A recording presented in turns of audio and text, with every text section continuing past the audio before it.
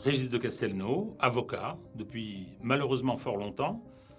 J'ai prêté serment en 1972, cela fait 48 ans, et j'ai consacré ma vie à ce métier qui a été une passion, et je l'ai fait de façon assez engagée, avec des engagements sociaux, des engagements politiques, des engagements professionnels, et par conséquent, j'arrive au terme maintenant de cette carrière.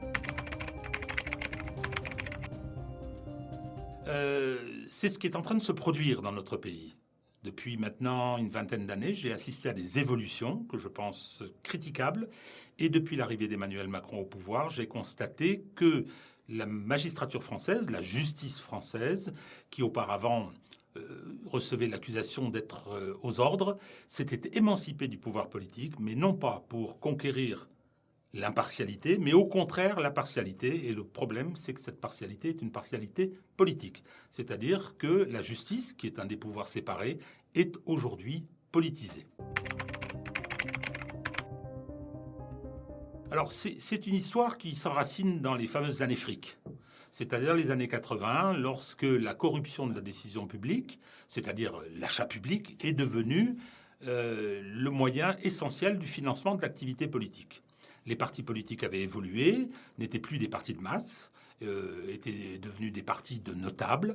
Il y avait des besoins financiers très importants et pour pouvoir pourvoir à leurs besoins, eh bien, ce que disaient les opérateurs privés, on rackettait les opérateurs qui accédaient à la commande publique. Alors, on disait racketter, ce n'était pas tellement le cas dans la mesure où chacun y trouvait son compte. Ça a fini par se savoir, l'opinion publique ne l'a pas accepté et le système a explosé. Le système a explosé à la fin des années 80 et on est passé à un système de financement public de la vie politique, c'est-à-dire qu'aujourd'hui, les partis sont financés par l'État en fonction de leurs résultats électoraux. Le problème, c'est que ça a donné, puisqu'il fallait contrôler le dispositif, ça a donné des pouvoirs extrêmement importants aux juges et que les juges l'ont utilisé. Les ont utilisés plutôt, puisque ces pouvoirs étaient multiformes, ils les ont utilisés pour pouvoir s'émanciper du pouvoir exécutif. Ils se sont appuyés sur la presse, sur l'opinion publique qui était bien contente qu'on fasse rendre gorge aux puissants, et ils ont lancé un processus qui a pris une grosse vingtaine d'années, à l'occasion duquel ils se sont émancipés du pouvoir politique. Alors aujourd'hui, on entend souvent psalmodier le mantra « indépendance, indépendance, indépendance ». Je réponds « la justice aujourd'hui est indépendante », mais le paradoxe, c'est que cette indépendance et cette autonomie conquise ne sert pas à l'impartialité. Le juge doit être impartial, c'est un arbitre. Non, elle sert à sa politisation. C'est-à-dire que la justice s'est transformée subrepticement et de plus en plus en un pouvoir politique. Malheureusement, les seuls pouvoirs qui ont une légitimité politique, ce sont le pouvoir exécutif issu de la souveraineté populaire, le pouvoir législatif issu de la souveraineté populaire, le pouvoir judiciaire qu'on a appelé autorité judiciaire dans la Constitution de 58, sa seule légitimité, c'est lui-même. Et son impartialité, sa capacité à être impartial et à ne pas intervenir dans le champ politique.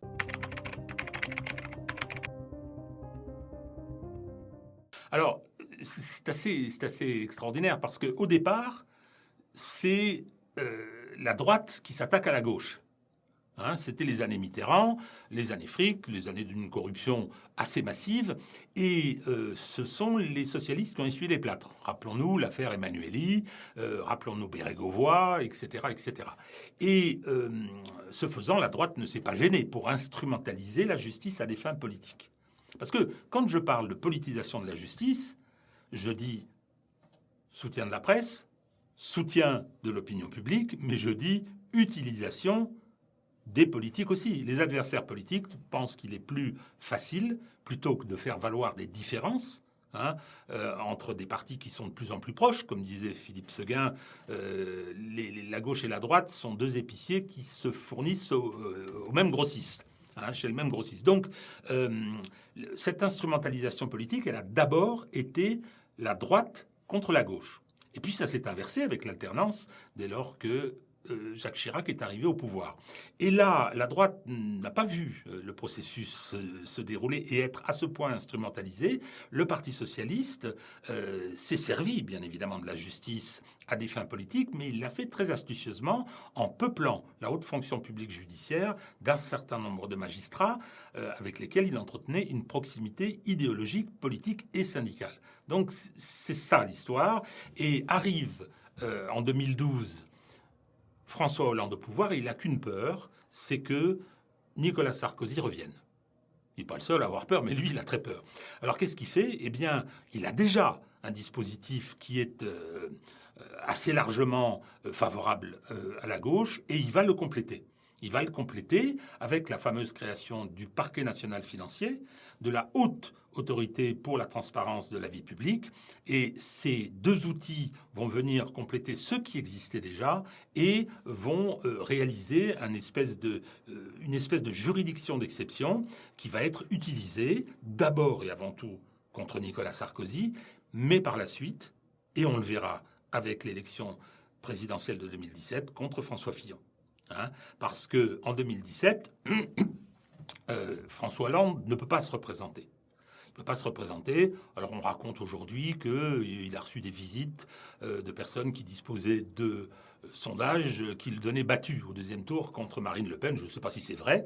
En tout cas, tout le monde se rappelle qu'il ne se représente pas. Et Emmanuel Macron est présenté comme son héritier. Il ne faut pas oublier qu'Emmanuel Macron est le candidat du Parti socialiste.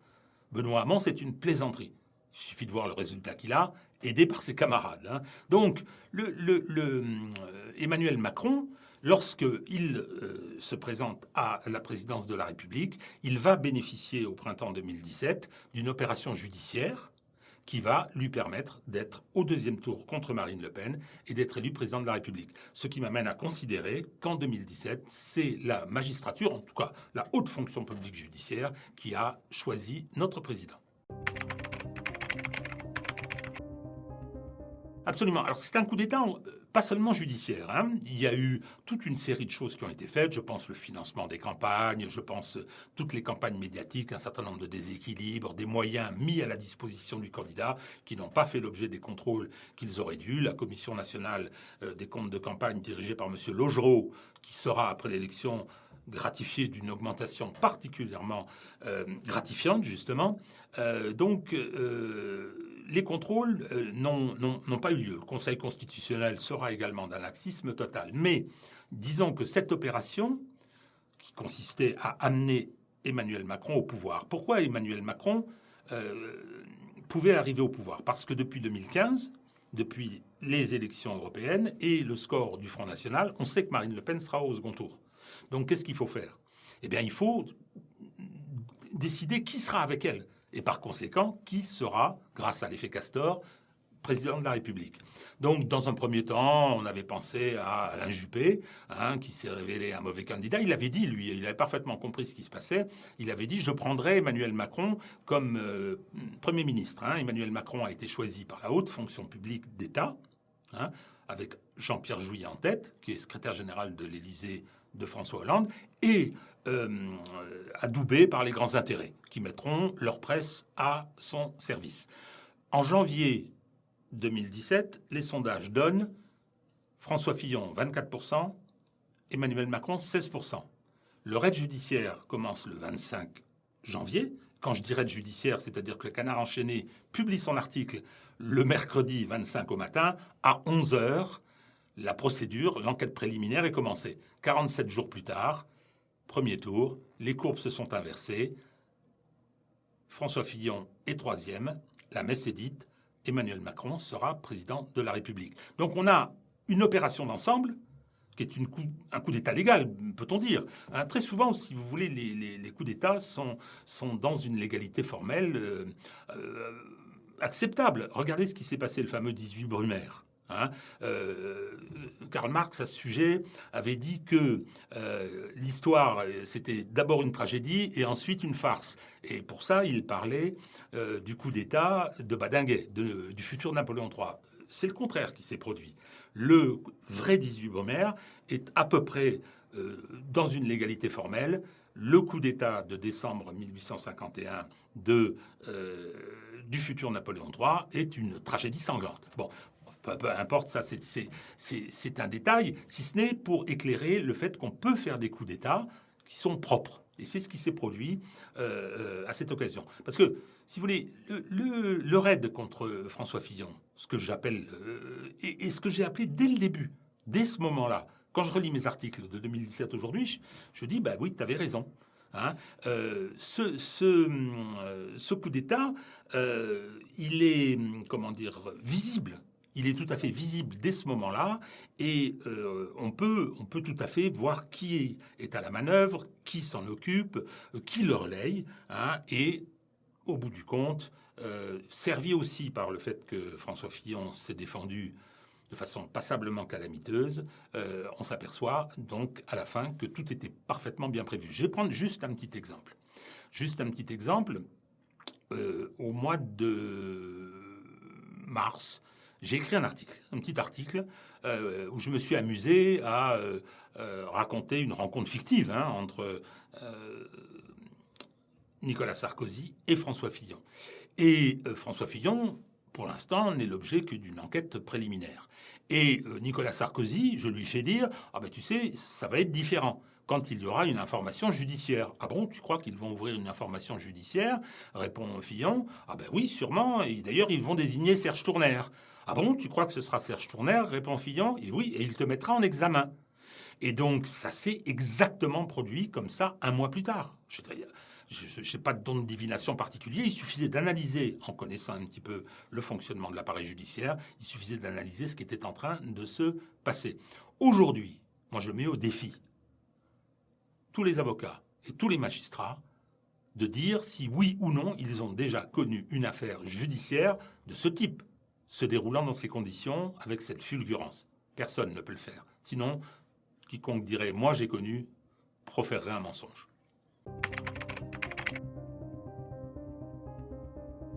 Alors, il y a eu des juges justiciers, c'est-à-dire des gens qui avaient une carrière qui n'était pas extraordinaire, etc., et qui ont trouvé là le moyen d'arriver dans la lumière. Ils arrivaient dans la lumière, c'était des magistrats relativement médiocres, peu connus, et donc en prenant pour cible un puissant, en prenant pour cible un politique, c'était la garantie du succès, du soutien de la presse et d'une certaine notoriété. Ça, c'était pour, dans un premier temps, pouvoir accéder à la lumière.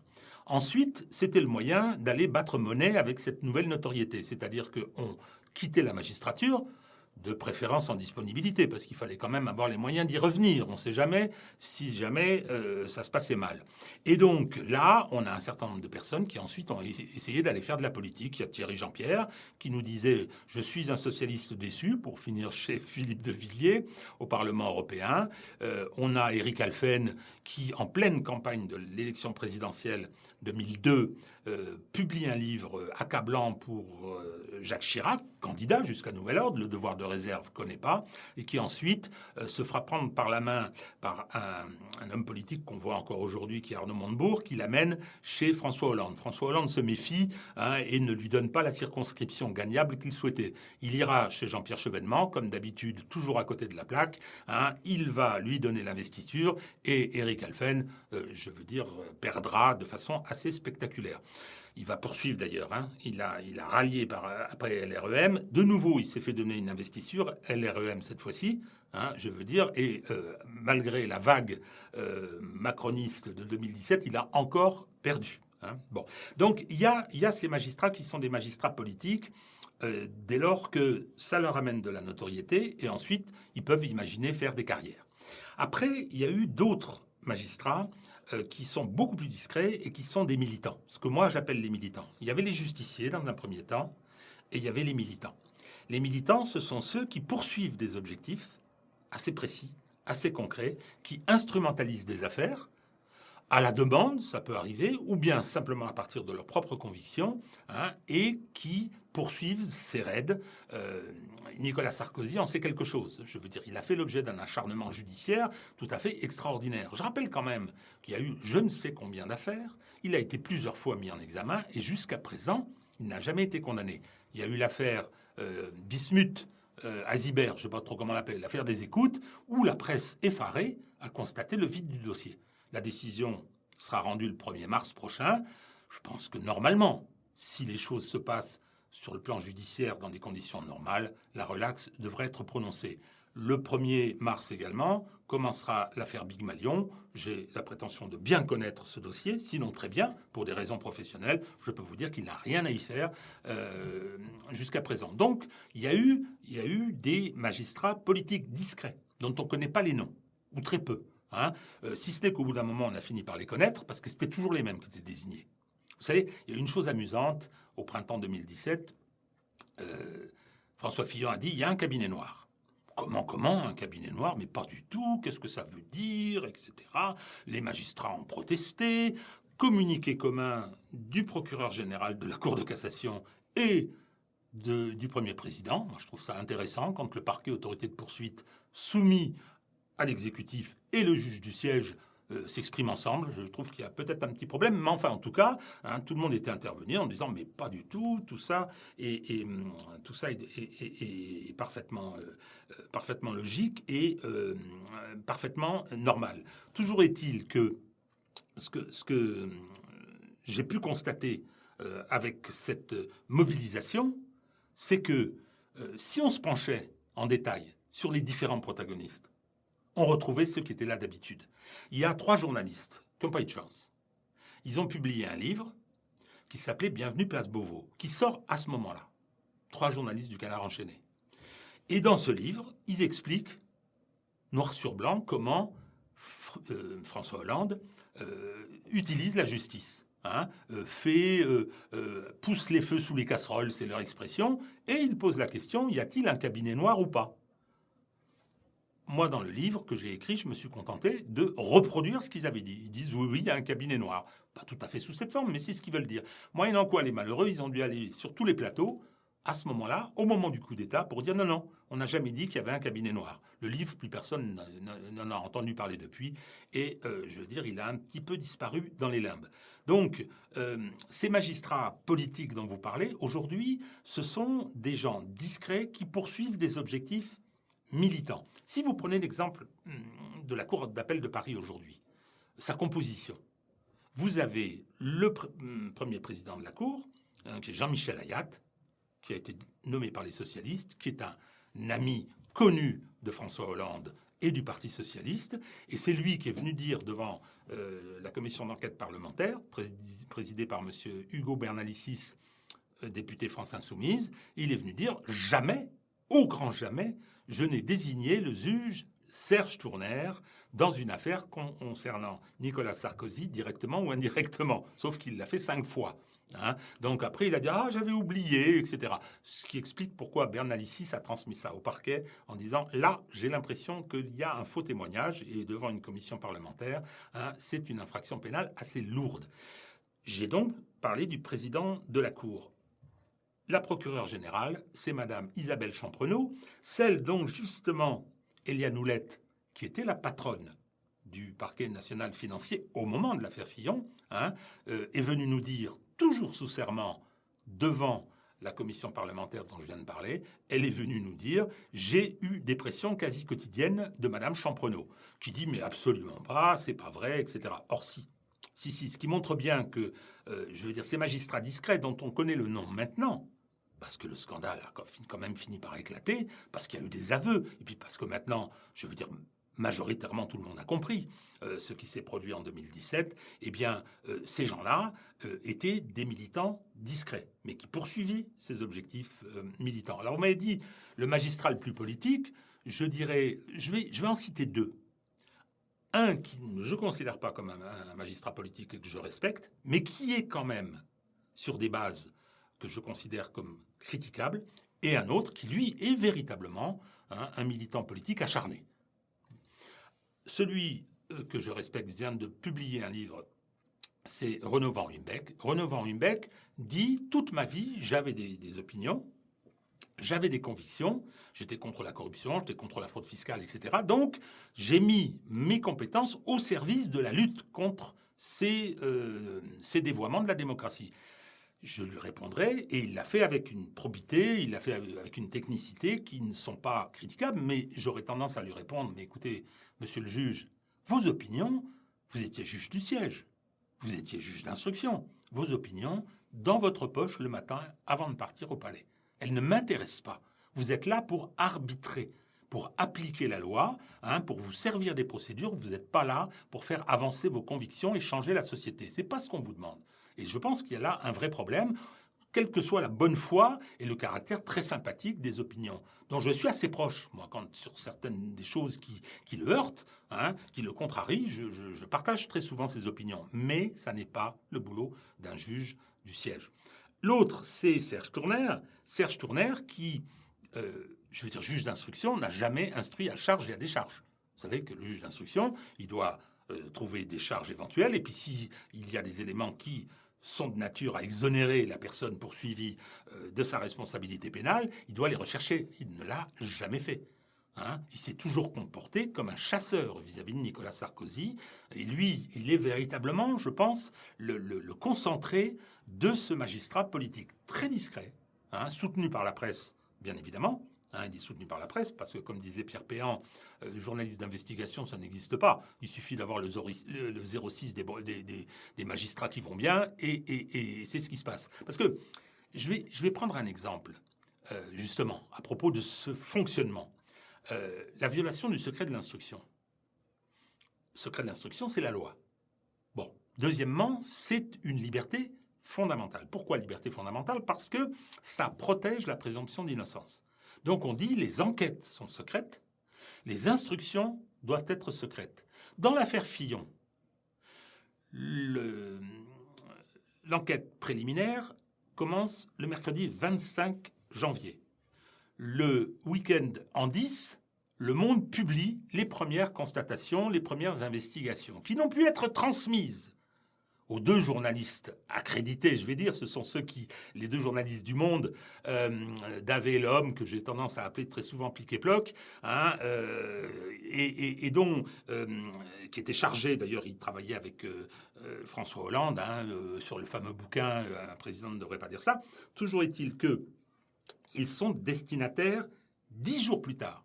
Cette violation du secret de l'enquête n'a pu être faite que par les policiers ou par les magistrats. Moi, j'ai un gros problème. C'est-à-dire que les policiers assermentés, les magistrats assermentés doivent faire respecter la loi. Ils sont là pour ça, ils sont payés pour ça, pour faire respecter la loi.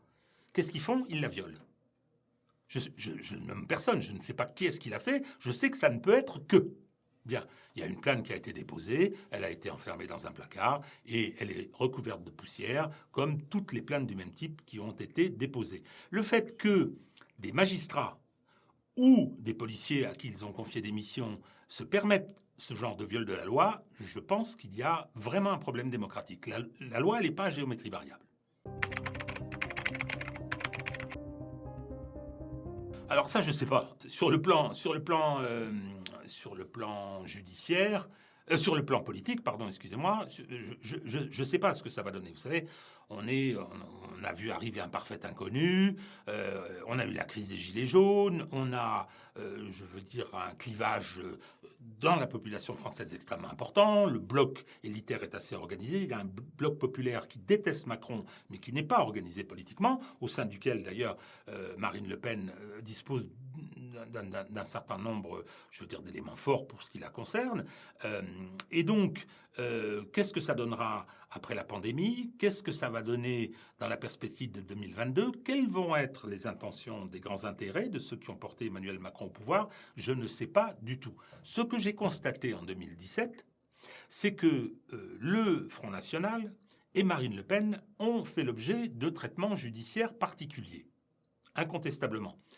Et c'est, je crois, ce qui fait le danger de la période qui s'ouvre. Regardez, très simplement, il y a 2 candidats officiels pour l'instant. Marine Le Pen, au 2e tour en 2017, Jean-Luc Mélenchon, 4e, à près de 20%, en 2017, au 1er tour. Donc des candidats, on ne peut plus légitimes politiquement. Je ne sais pas du tout quels sont leurs scores cette fois-ci, mais en tout cas, ils sont légitimes. Tous les deux sont dans la seringue judiciaire. Ce qui veut dire que c'est un élément qui permet, en tant que besoin, de faire pression, de faire une pression judiciaire. Et j'ai tendance à dire, mais la magistrature, qui est un petit peu ivre de ce pouvoir actuellement, elle peut être tentée de refaire ce qu'elle a fait en 2017. Hein. Et donc, la phase qui s'ouvre est de ce point de vue-là, me semble-t-il, assez dangereux. Alors, Marine Le Pen, danger pour Emmanuel Macron ou meilleur ennemi, je pense que le sort judiciaire qui sera le sien dépendra de cette appréciation. Alors, il se passe quelque chose d'assez étonnant depuis l'automne dernier. La magistrature, dont je dis qu'elle n'est pas aux ordres d'Emmanuel Macron, mais elle s'est mise à son service. Elle s'est mise à son service par un triptyque. Premièrement, je tape sur les adversaires, commencez par François Fillon. Hein. Ensuite, je protège les amis, n'est-ce pas Benalla ? N'est-ce pas Colère? N'est-ce pas Ferrand? N'est-ce pas Delevoye? N'est-ce pas Bayrou? Je vais m'arrêter là, parce que la liste pourrait être fort longue. Hein. Et enfin, elle a matraqué les Gilets jaunes. On a vu une répression de masse d'un mouvement populaire qu'on n'avait pas vu depuis la guerre d'Algérie. Donc, Emmanuel Macron n'a pas à se plaindre de la magistrature. Mais il se trouve que en juillet 2020, il nomme Place Vendôme quelqu'un que les magistrats détestent. Éric Dupond-Moretti, qui est un excellent avocat, qui est un peu société du spectacle, certes, mais les magistrats ne l'aiment pas du tout. Et la magistrature s'est cabrée. Elle s'est cabrée, par exemple, je prends juste un exemple qui, moi, m'effare, c'est que l'inspection générale des services judiciaires, qui, comme dans toutes les grandes administrations, contrôle éventuellement les fautes disciplinaires, a lancé une enquête. Elle a convoqué l'ancienne présidente du PNF, Madame Eliane Houlette, qui a refusé. Ben voyons, je suis magistrate, je suis autorité de poursuite, je dépends du ministre de la Justice et je refuse de déférer aux convocations. J'estime que je n'ai pas de compte à rendre. C'est absolument hallucinant. Elle a été soutenue par l'ensemble du corps. Les organisations syndicales, nouveau communiqué, ça devient une habitude, hein, de la première présidente de la Cour de cassation et du procureur général, M. Molins, hein, qui sont venus dire mais comment est-ce qu'on traite les magistrats? C'est pas normal, etc. Vous vous rendez compte? On a osé nommer une avocate à la tête de l'École nationale de la magistrature, etc., etc. Et aujourd'hui, donc, on a quelque chose d'un peu délétère qui s'est exprimé, il ne faut pas l'oublier, par une plainte nominative de 2 organisations syndicales qui, à mon avis, sont irrecevables à le faire sur le plan juridique, contre le garde des Sceaux, hein, pour un problème éventuel de prise illégale d'intérêt. Et cette plainte fait l'objet d'une instruction, d'une information judiciaire devant la Cour de justice de la République. Le garde des Sceaux va être convoqué et mis en examen. Attendez, ce sont les magistrats qui décident qui sera garde des Sceaux? Ce sont eux? Ah bon, je croyais que c'était des pouvoirs séparés, moi. Je croyais que c'était l'exécutif. Donc, on a une situation qui est quand même assez extraordinaire. Et je crois qu'il est temps. Il est temps d'intervenir pour siffler la fin de cette partie. C'est pas normal, hein, que ça se déroule de cette façon-là. Bon, alors moi, j'ai des propositions qui sont passablement blasphématoires. Hein. Donc, pour commencer, je dirais, allez, 3. Ce ne seront pas les seuls, hein, mais 3 que je pense urgentes. Première proposition, séparation radicale des autorités de poursuite qui doivent être des fonctionnaires dépendants du ministère de la Justice et qui donc donnent à leur poursuite la légitimité démocratique du pouvoir exécutif qui, normalement, a été choisi par le peuple dans de bonnes conditions, hein, et les juges du siège, les juges qui jugent, doivent être complètement séparés. Ce ne sont pas les mêmes métiers. Ils ne doivent pas être dans les mêmes locaux. Je veux dire, les salles d'audience doivent être organisées pour que le procureur et les avocats de la défense soient à armes égales devant l'arbitre suprême qui est le juge. Deuxième proposition, qui est la conséquence de la première, suppression du syndicalisme dans la magistrature du siège. Le parquet, bien évidemment, les parquetiers, les procureurs doivent pouvoir se syndiquer, ils sont fonctionnaires, ils dépendent d'une hiérarchie, c'est logique.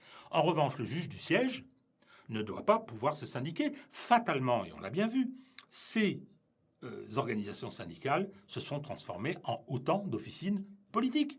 Vous allez sur le site du syndicat de la magistrature, il n'y a que des interventions à caractère politique et en général de critique du travail législatif et de critique du travail de l'exécutif. Ça n'est pas acceptable. Moi, les opinions politiques, les opinions syndicales des magistrats du siège, je ne veux pas les connaître.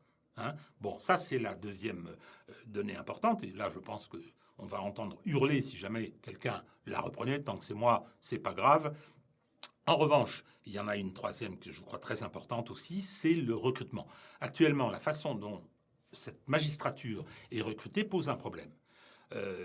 L'École nationale de la magistrature a été créée par Michel Debré en 1958, au moment du retour au pouvoir du général de Gaulle, et un peu sur le modèle de ce qu'on avait fait avec l'ENA.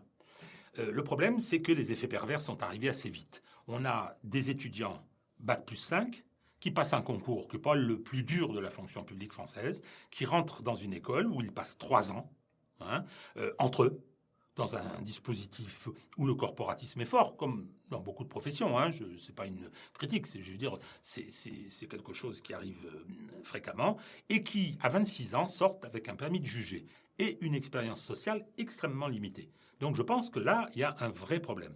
Alors, le système qui aurait un peu mes faveurs, mais je compte pas, mais le système qui aurait mes faveurs, ce serait un peu le système britannique ou israélien, c'est-à-dire pour une partie de la magistrature, du siège toujours, on prend des gens issus d'autres professions. Des avocats qui ont réussi, il y a une question d'âge, des universitaires ou d'autres professions à base juridique éventuellement. Et je pense que ça permettrait un brassage, un échevinage qui serait quand même profitable à cette profession qui aujourd'hui se vit beaucoup trop comme dans un ghetto mal considéré. Le corporatisme des magistrats n'est pas le seul corporatisme qu'on rencontre, mais compte tenu de ce qu'est leur mission, il est délétère. Je prends juste un petit exemple. C'est que vous savez qu'il ne faut pas faire confiance à la justice. Sûrement pas, puisque tout le dispositif de fonctionnement de la justice repose sur la défiance vis-à-vis de l'homme juge. Procédure normée, très précise, collégialité. Vous n'avez pas décidé tout seul, monsieur, avec secret des délibérations, double degré de juridiction, intervention de la Cour de cassation pour savoir si vous avez bien interprété le droit. C'est dire si le juge de base, on ne lui fait pas confiance. Et c'est logique. Comme je disais toujours à mes étudiants, lorsque j'enseignais, on ne faut pas faire confiance à la justice parce qu'elle est justement rendue par des gens comme moi. Donc, je pense que cette vision-là implique que le corporatisme, qui est fort et qui est un des fruits du dispositif de formation actuel, ce corporatisme ne doit pas prendre le pas sur la liberté d'apprécier, de juger, de discuter, de contredire ce qu'ont fait les autres. Vous savez comment on appelle la chambre d'instruction à Paris dans ces affaires politiques? On l'appelle la chambre de confirmation. Donc, je pense qu'il y a un problème. Et tout le monde le fait. Je parlais d'hypocrisie. Oui, il y a un peu une hypocrisie de prétendre que toutes ces choses n'arrivent pas. Si, c'est comme ça que ça se présente. Donc, ce sont des mesures tout à fait importantes et qui me sembleraient, ne sont pas faciles à faire advenir, mais je pense qu'il faut vraiment qu'on regarde les choses en face. On ne peut pas se recommencer comme en 2017, avec une magistrature, une justice qui est en position de décider qui est-ce qui sera président de la République.